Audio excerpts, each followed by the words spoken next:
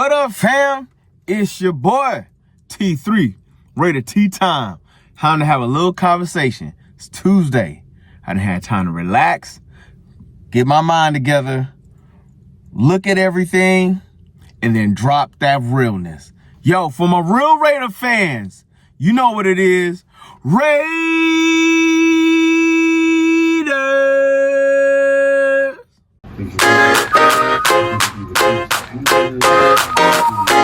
It's a brand new day. Hey. Wake up every morning and say it's a brand new day. Hey. Take a good day, make it. Raider T Time. It's your boy T3. Before we get into this conversation, don't forget to like, subscribe, share, comment, talk to your boy. Yes, I'm back. Yes, we had an overreaction Monday, all about what was going down on Sunday, but we back on Tuesday to give you a full view of what's going down.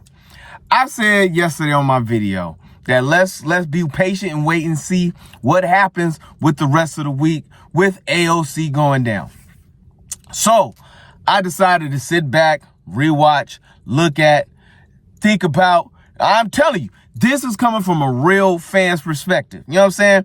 Not none of these people that's out there trying to make money on the mic. Not none of these number one reporters. This just comes from the heart of a Raider fan. I've been a Raider fan since I was a little man. You know what I'm saying? So I'm trying to tell you, this is always coming from a real Raiders fan perspective. But I'm also as much of a realist as it's going to be. Like, I'm never going to be like fanatical fan. I'm a fan, but not a fanatical fan. At least not right now. So let's talk about it.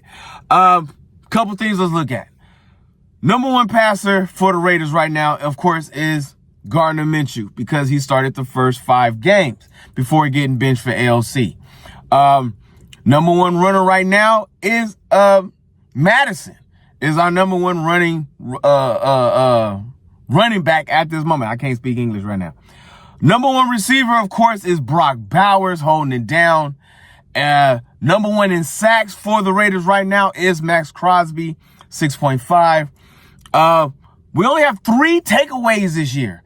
Spillane, Merrick, and Hobbs are the only ones with the interceptions right now. We are right now sitting at 2 and 5. I had said earlier in the season when we first started, we was going to be 10 and 7. You know what I'm saying? Because I'd seen it. I'm telling you, I said I thought AOC won the match, but Gardner Minshew and being a Raider fan that I am, you my man 50 grand, you the man of the team right now, I got to support your game. You know what I'm saying? You are not the one. So it is what it is. AOC was coming in.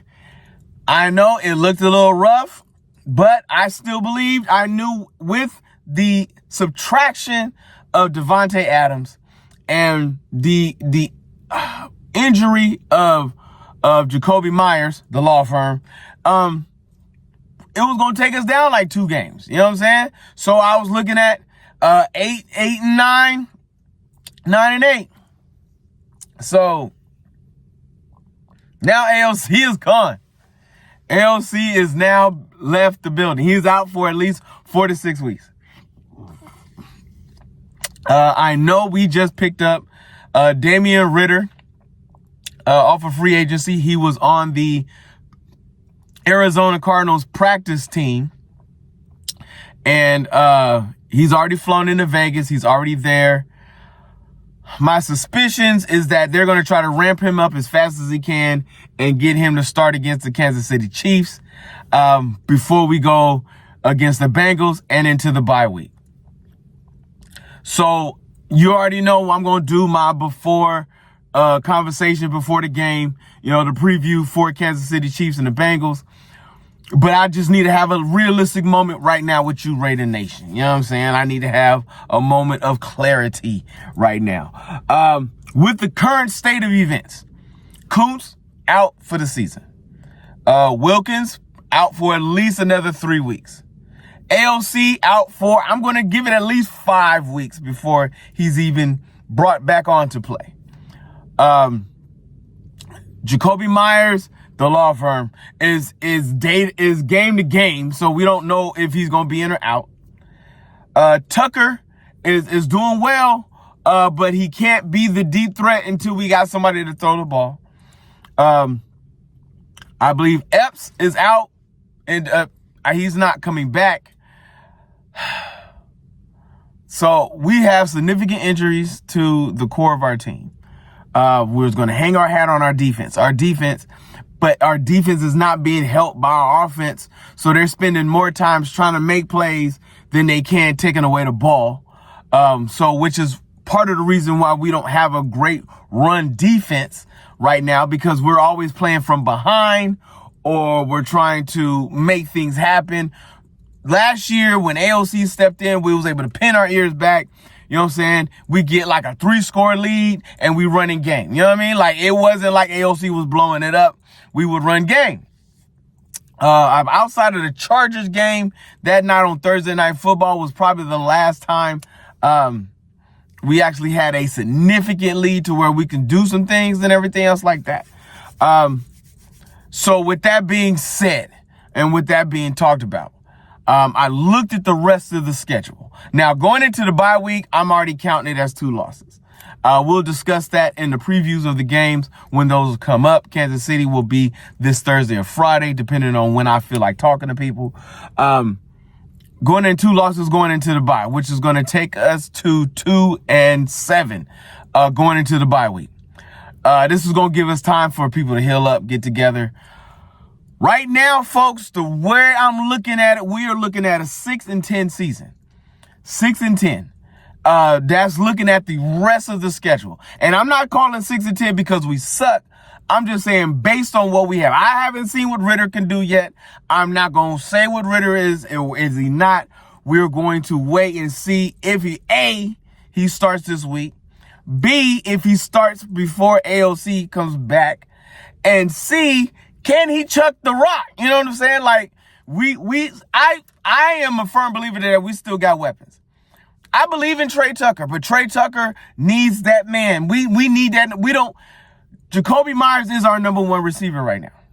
And he's hurt, which leaves DJ Turner, Trey Tucker, Wilkinson, and we've had some folks on there that I ain't even heard of on the O-line right now.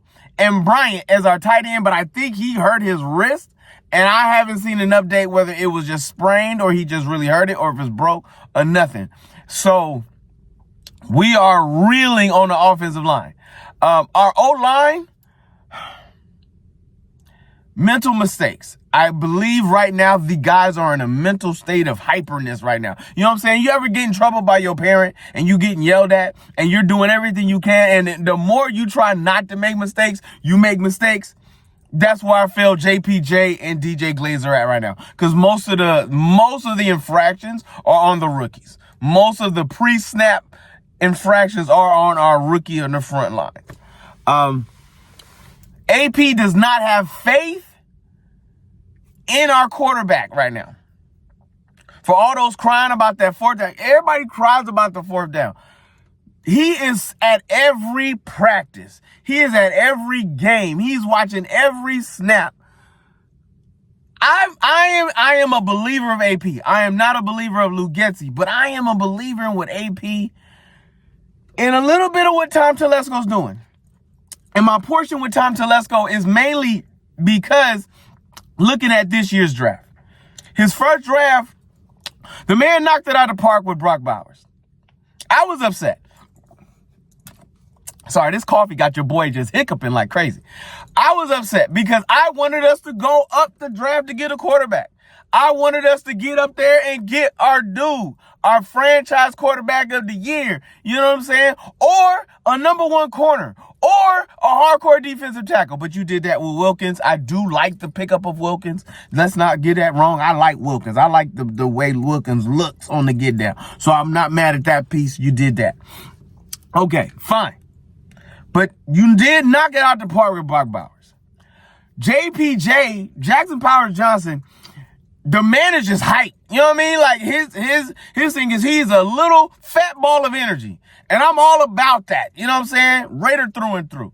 DJ Glaze, it's a learning curve for this offensive line. Colton Miller is looking better.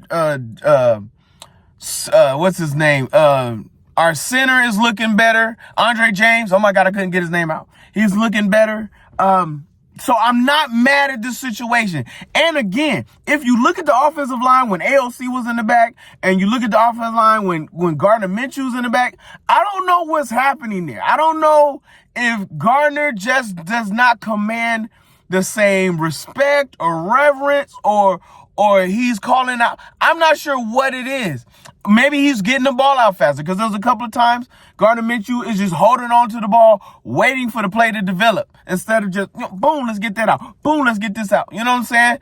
Or maybe the teams just play him deader because they know we're going to get the ball back. You know what I'm saying? I don't know what it is, but I feel like AOC had a lot more time and a lot more protection than Gardner Minshew is. And I'm watching the games like you guys are, and I'm seeing a difference in the protection when it comes to this game.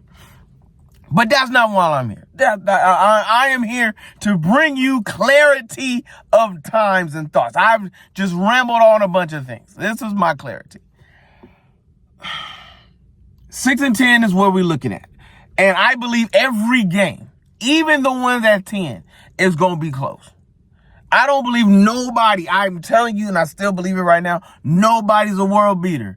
Kansas City is not a world beater. The only reason I count Kansas City as a loss next week is because Kansas City is looking for revenge based on what happened last year. And 2, we are still shooting ourselves in the foot. And until we stop making those mistakes, we're going to continue to lose the game, because it's not based on the 4th down that AP ain't going for. It's the fact that we in the red zone and can't score, bro.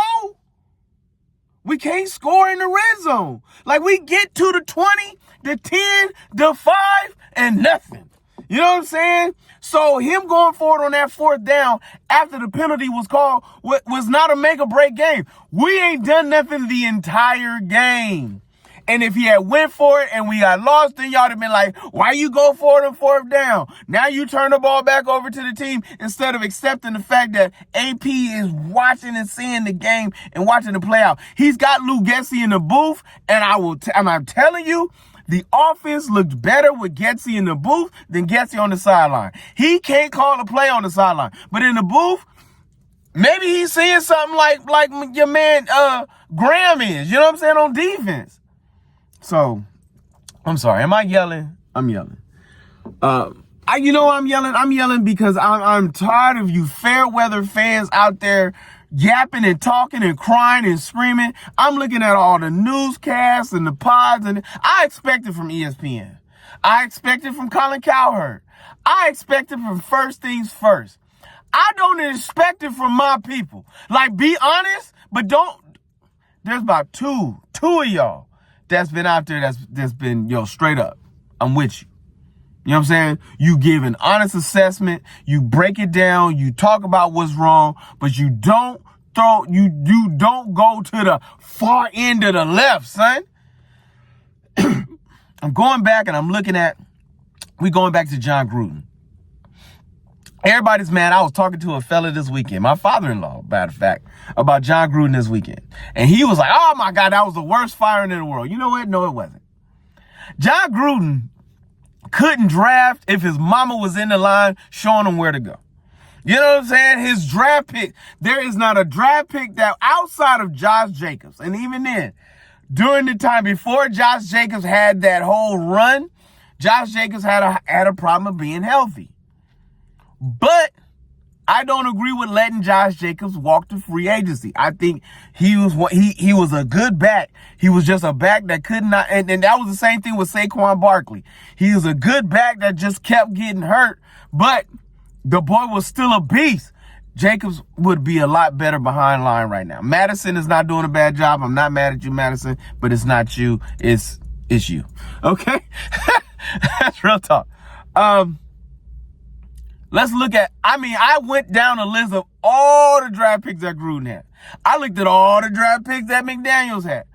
We never gave Versace, which was the interim coach at the time that took us to the playoffs, with Derek Carr blew it for us against the Bengals in the wild card game.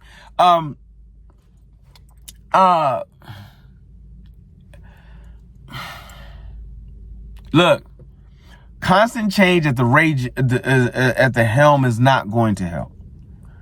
Do I feel that AP deserves this opportunity? Yes, I doggone do, and I believe that with my full heart. I believe in the next 3 years. Did I say it? I did. I believe in the next 3 years, not only will we be a dominant, I believe right now, if we get a competent quarterback, we can scare some people. Right now, I believe if we had at least a competent quarterback, a quarterback that can sit back and just bing, bing, bing, bing, bing, bing, you know what I'm saying? Hit the people where they supposed to be hit at. You know what I'm saying? If we had a Kirk Cousins, who else is out there? A Baker Mayfield, somebody who's willing, that's just heart, that just plays with heart. You know what I'm saying? That can hit. We would scare some people right now. We would not be the team that is talked about as though we don't know what we're talking about. But I digress. I believe what I was saying before. I believe AP is right now evaluating who we keep and who we not. Spillane needs to be on a. We got enough cap space money going into next year to keep Spillane, Diablo if he keeps doing what he do, and Malcolm Koonce. Those three I feel 100% needs to be re-signed. For the most part, Malcolm Spillane and Malcolm Koonce. If you don't hold on to nobody else, them two needs to be re-signed.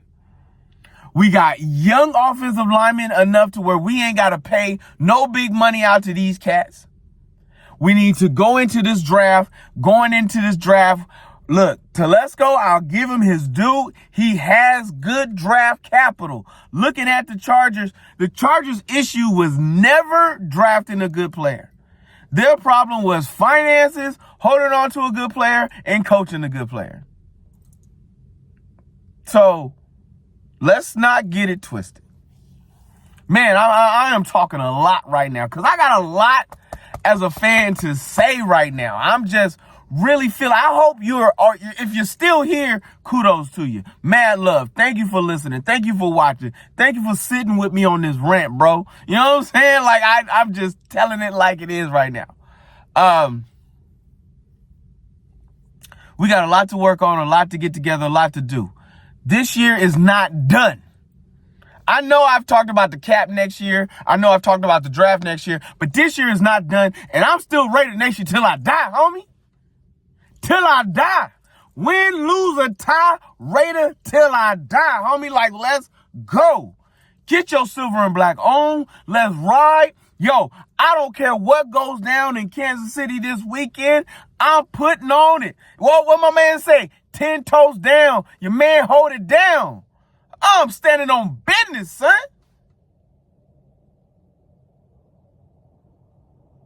Boy, if you don't know right now, let me tell you. Ray!